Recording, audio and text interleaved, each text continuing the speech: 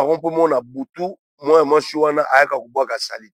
Rond-point Victoire, rond-point Ngaba, rond-point Mandela, rond-point Kitambo, plusieurs ronds-points, même rond-point Gare Centrale, pour Bangouana. Makila Bangonde Tangaka wana eza Hôtel Mobimba etelema. Nabengi bino banso bodobika et sika ya rouge bakomi abonnez-vous. Ah, nayebi ke beaucoup na ngai me modero otindi biso pe tozipe musabi na biso toche toza prêt todobika. Siko todobika wapi na Esprit Bower télévision. O wapi sika ya prophète Bower yemoko si ya pamboli chaîne moto nyonso ko dobika azozo ba bénédiction. Il y a prophète Bower yemoko. Alors, abonnez-vous massivement. Dobika! Bonjour, bonsoir. Bandeo Labiso, Nyonso, Bozo Latabiso. Tous les abonnés de l'Esprit Bower TV. Naël Sousoulelo. Pour ça, la partage est beaucoup important. Oh, ils ont la mauvaise noté. Vous savez qu'à chaque fois, toujours, vraiment, par la grâce de Dieu, Naïto Kabolelo, moi, c'est très important. Moi, tous allons la mauvaise noté. On a dit tous allons la mauvaise noté. C'est parce que nous avons Moussani en Zambé, nous avons Kambaba en Zambé. Nenge Nalobaka à chaque fois. Je suis ministre de Dieu dans la Nouvelle Alliance. Oyo Yesu Christ, il est notre Pâque, notre maître, notre souverain sacrificateur. Et dans la vision, mon corps est perturbé ngai mémoire. Naina Kabwana Bandeko, surtout les gens qui sont spirituels, Bandeko Bozo la nation partout, Bozan à Londres, Bozan à Afrique du Sud, Bozan à Belgique, France, Hollande, Bozan à Irlande, Canada, États-Unis, Bozan à Angola, Luanda, Bozan à Brazzaville, Bozan à Gabon, Cameroun, Côte d'Ivoire, Nigeria, partout, au Bozan la Nabiso, diaspora congolais, puis Badéolasou, Bozan à Kinshasa, plus la 23 communes, il y a ville professeur à Kinshasa, puis na ba autorité au Bozan la message. Na vision na ngai na la na butu na momesa lokato message ko sambia na butu na moni mwasi moko abunene aza molai bandeko boyebi film ya quiconque bato batala film ya quiconque niamo babengaka quiconque mwasi yango molai azotambola na ville province ya Kinshasa lolenge azotambola azalaki na bakantine mibale kantine moko ezalaki na salite boyebi salite ya badale azobwakaka ngo na ville ya Kinshasa abobi kantine mosusu ezalaki vide mais soki atamboli oyebi soki olingi otoka mai na kantine alekisi kantine boye ekomboli mabele zwi mabele. Écoutez-moi mes frères et sœurs, mwana mwasi wana asali yango ville ya Kinshasa mobimba, asali yango ville ya Kinshasa mobimba. E namoni vision wana etambwisi nga nazomona ye na mokongo na ye ndenge alati elamba moko ya rouge e ndenge alati azotambola. Vision oyo ça m'a effrayé toute la nuit, ça m'a donné la peur même parce que voir de telles personnes non à mon athée mutu aboye. Nalingi interpeller premièrement nos autorités. Dieu existe. Surtout batu oyo bateki mboka oto batekaki mboka oyo spirituellement na monde de ténèbres. Dieu existe. Il y a une image ya mwasi moko ba autorité ya mboka basala na alliance pour manger ou pardon pour boire le sang des Congolais et pour piétiner notre terre. apiétiner mabe na biso azwa ngo possession. Pendant namoni ye azotambola. Gloire à Dieu, boyebi tango nzambe apesaka vision, tu apesi prophétie, ya mabe to vision mabe, il faut remède ezala, remède. C'est ça ce qui m'a beaucoup réjoui. Naye komona nini? Namoni boyebi image nde bayebisaka biso totanga na Bible ya Goliath lenga bunanga na David. Mais je n'ai pas vu une personne. Mais namoni ka libanga moko euti soki wapi ebeti mwana mwasi wana na mbundu aza mulai makasi koleka kotouche même nayebi te koleka banzete koleka baimmeuble. Napesa exemple bune bomonaka immeuble na biso building na biso ya Sozacom mulai ya ndenge wana akwei ntango ye akwei kokoyaki namoni akwei lokola na boulevard du 30 juin prince ekatani bandako ekwei baimmeuble ekwei namoni c'est bizarre. Bateau balotaka babona ba vision, vous allez quand même comprendre de manière de l'autre, je suis en train d'expliquer. Il y a une voix ezolo bala bateau inanga, elle est tombée, elle est tombée, elle est tombée. Écoutez-moi, mes frères et sœurs, ozokoka na sango parce que dans le lot yango te. Balobi elle est tombée directement na jui référence il y a livre ya Apocalypse nde bazolobela Babylone la grande. Elle est tombée la Babylone la grande. Il y a une force, il y a moi si mon spirituel la kati ya mboka eza na ba autorité basala alliance na moi si wana. Écoutez, tant on a bani ko sambela j'ai dit Seigneur ongo ebisanga nini na vision oyo lingi pena o expliquer nga nini. Eza makambu 5 au polo ebisingaye pour m'interpréter la vision. Écoutez, la première des choses, quand on a simba qui a salubrité, ya salité. Nzamba ayebisi ngai azotia salité na ba rond-point nyonso ya ville ya Kinshasa. Muto asala alliance na mwana mwasi wana azali ancien gouverneur ya ville ya Kinshasa ya régime oeleki. Régime oeleki ezali régime ya Joseph Kabila. Babi gouverneur yango awumelaki asalaka alliance. Et mwana mwasi wana bandaki kotinda ba djinn, ba esprit ya mabe bazo créer ba salubrité, ba salité na ba rond-point, ba salité onde ezali ko benda ba esprit mabe et c'était pour gouverner sur le peuple. Tant salité zozala mingi ezali pona ko captiver mémoire morale ya ba peuple ba tomboka te. Et nzamba ebisinga c'est ça cette mission moi cher bandeko ko sala pe asala kayango. Kantine mususu wana bazotoka mabele nzambe azoyebisanga que non la terre, notre terre de Kinshasa a été vendue batekaki yango na monde occulte. Après le Seigneur me dit ceci ba obozomona eza bamabulu ezalaka créé na butu par les esprits méchants, par les esprits sales, par les esprits ya monde à ténèbres. Ba autorité na biso bayebi nzambe te. Les politiciens congolais bayaka na église Seigneur alobi bayaka kokosa nzambe bayebi nzambe te bateki mboka oyo na monde de ténèbres. Basala alliance na esprit des eaux. Esprit des eaux on a enclava ville à Kinshasa. Écoutez maintenant ce que cet esprit a imposé na jeunesse. Ils ont vendu la jeunesse en sorte que jeunesse a dû penser sur l'avenir na été.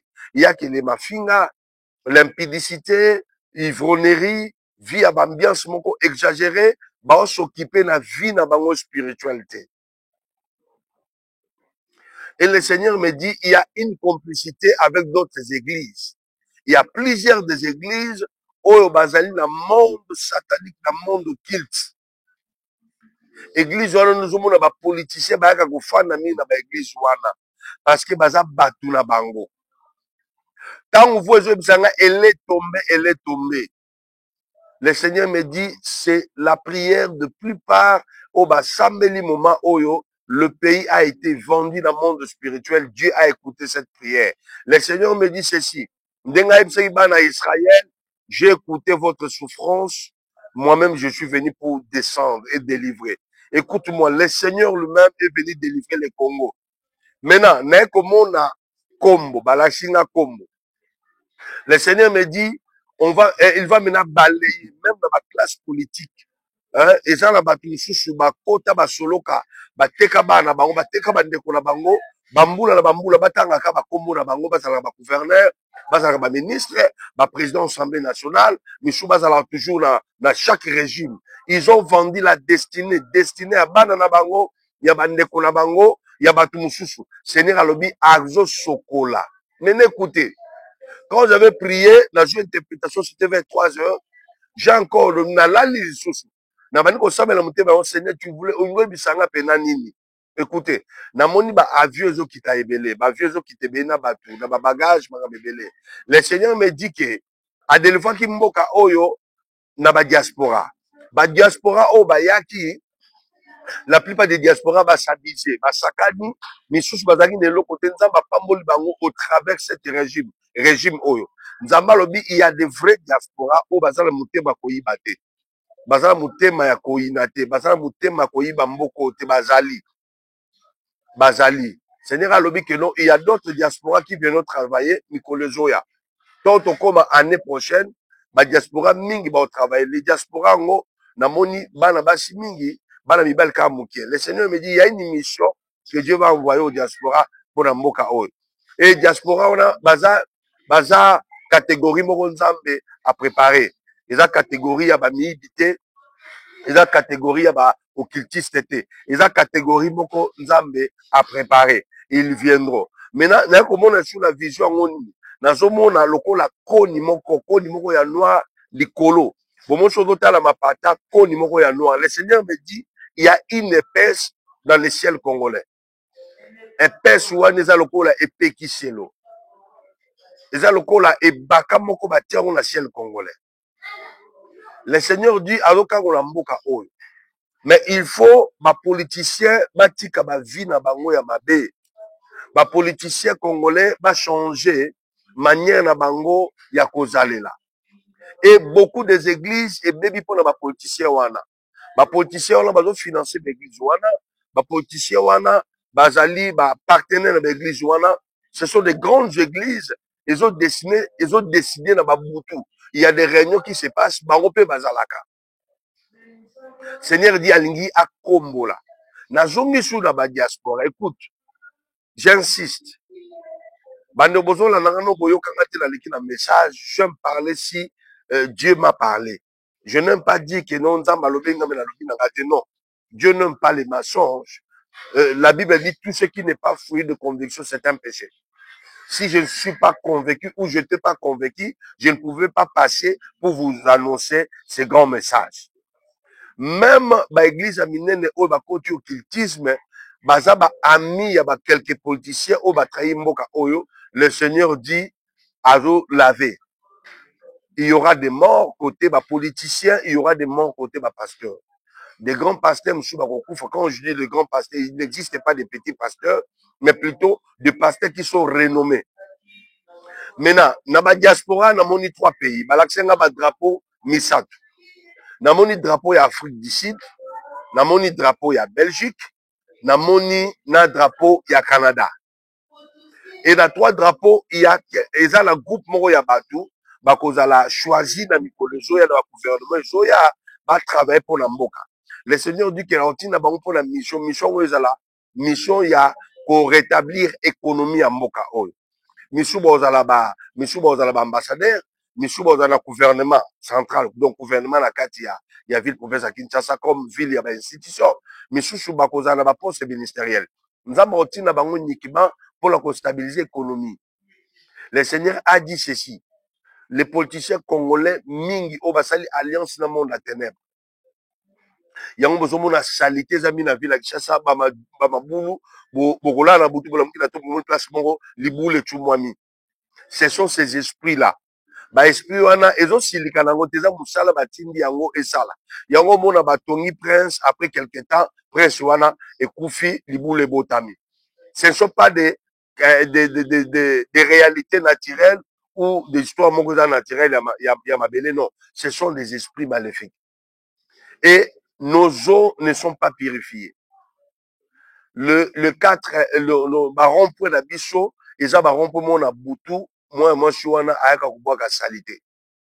Rond-point Kipwanda, rond-point Victoire, rond-point Ngaba, rond-point Mandela, rond-point Kitambo, plusieurs ronds-points, même rond-point Gare Centrale, rond-point Nyonso, rond-point Quartier 1, rond-point Nyonso bien ville à Kinshasa. Mais écoute-moi, naye komona nini, naye komona balakisi nga makila ezotanga, makila yango ezotanga lokola baotangisa yango, ezotanga wapi? Bomoni bisika oyo stade de martyr ezali. Makila yango ezotanga lokola motu moko akufaki likolo me makila ezotanga.